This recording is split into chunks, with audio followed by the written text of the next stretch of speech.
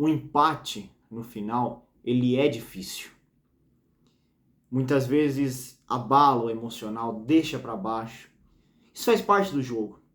Agora, quando você toma um empate porque tinha um árbitro horrível dentro de campo, um árbitro completamente desqualificado dentro de campo, que a Federação Paulista simplesmente não tem a menor qualificação para selecionar árbitros, e que este árbitro marca uma falta inexistente no final do jogo que resulta no gol do Santos. Bom, vamos falar um pouquinho sobre o jogo. Eu não notei muita coisa, eu notei só sobre o pênalti, né? O pênalti claríssimo, né? Que foi marcado em cima do Yuri Alberto. O que eu vou falar do Yuri Alberto, galera? Ele jogou demais. Só que o que acontece com esse cara na cara do gol? Pênalti é na cara do gol. É ele o goleiro. Ele tirou o goleiro e mandou pra fora. Mano, o que acontece com o Yuri Alberto? E aí, 2 minutos depois, ele dribla 2 jogadores e faz o gol. Ou seja, ele faz o mais difícil.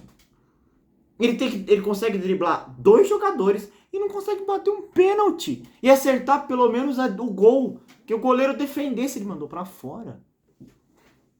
Enfim. Aí é o que eu penso. O Yuri Alberto, ele precisa de um muro para pular. Se o muro não tá lá, o que ele vai fazer, né? Como é que ele vai passar pro outro lado? É uma coisa difícil de entender o Yuri Alberto. Ele faz o mais difícil, o mais fácil ele não faz. Enfim.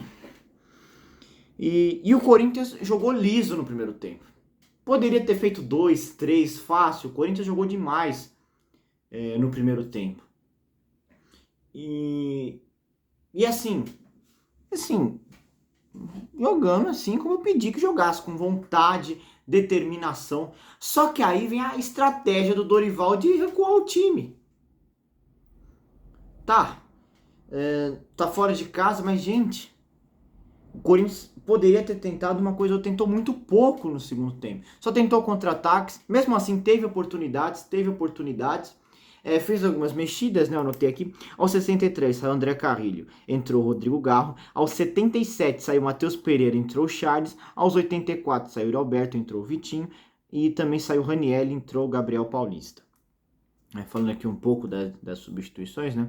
Foi importante o Carrilho, a gente sabe que não aguenta, então ele não poderia ficar mais mesmo. Entrou o Garro retornando, finalmente o Garro retornando.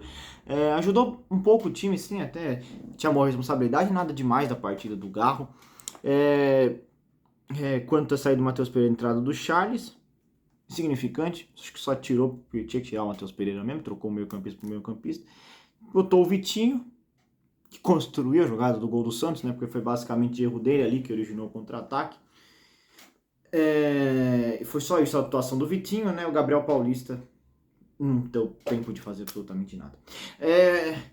Ok, né? Eu já fui falando as substituições aqui, porque eu fiz embaralhei tudo com o jogo do Porto. Falar aqui da escalação, né? Porque assim, foi basicamente a escalação que eu falei lá no vídeo, né? Hugo Souza, Mateuzinho, Gustavo Henrique, André Ramalho, Matheus Bidu, Raniel, aí tinha o Bidon, parece que foi uma linha de... Parece que foi, na verdade, um 4-2-3-1. Acho que foi mais ou menos isso. Eu não sei se o que eu vi na internet estava certo. Enfim, entrou o... Eu não lembro exatamente, até porque lá na pesquisa do Google, quando você coloca lá escalações, sempre tá errado. Então, não confie na pesquisa do Google, sempre eles colocam a formação tática errada.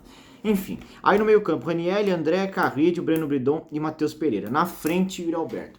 Era mais ou menos isso que eu tinha falado, que o Yuri Alberto ia jogar na frente sozinho. E foi mais ou menos isso realmente que aconteceu.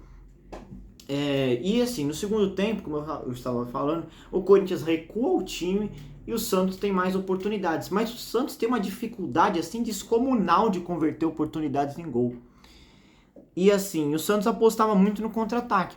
E num contra-ataque saiu uma falta inexistente. E assim, o torcedor santista que estiver vendo o vídeo, por favor, vocês sabem que a minha natureza não é clubista. Quem viu meus vídeos aqui desde o começo, já fiz vídeo. Eu fiz muito vídeo que prova que eu não sou clubista. O que eu tô falando aqui É sobre a ruindade do árbitro. Tô falando sobre isso. Porque quando ele marca a falta, se o Gabigol tivesse feito o gol ali, teria sido anulado. Vocês têm noção? Ele não deu vantagem. Ele mais um pouco prejudicou o Santos ali. Se fosse gol, não ia valer. Olha a qualidade do árbitro que estava em campo hoje. Entende? Só que não foi falta. Foi uma disputa de bola do Gustavo Henrique. Não foi falta. E aí, o Gabigol converte. Né? O Hugo foi na bola, mas bateu com tanta força, uma paulada, que não deu pro Gabigol pro Hugo Souza pegar.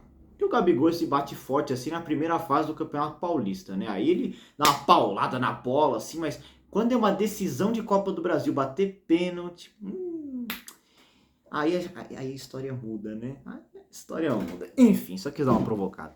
Enfim, no geral, galera, é o que eu vivi no jogo do Porto hoje, né, galera? Quando você perde por causa da arbitragem, você fica... E eu não vou falar que o Corinthians perdeu não, empatou. Nossa, os dois jogos foram empate, eu falei que perdeu. A gente empatou no final, né, que foi lá na Europa League. A gente arranjou um empate no final, agora o Corinthians toma um empate no final.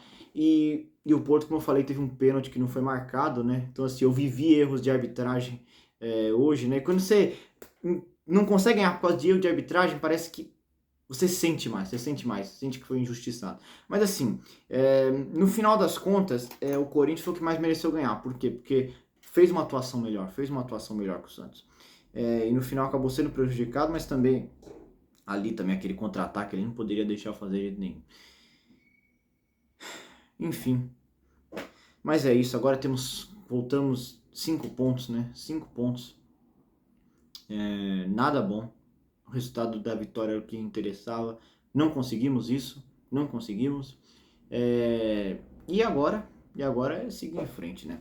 E é isso. Falou.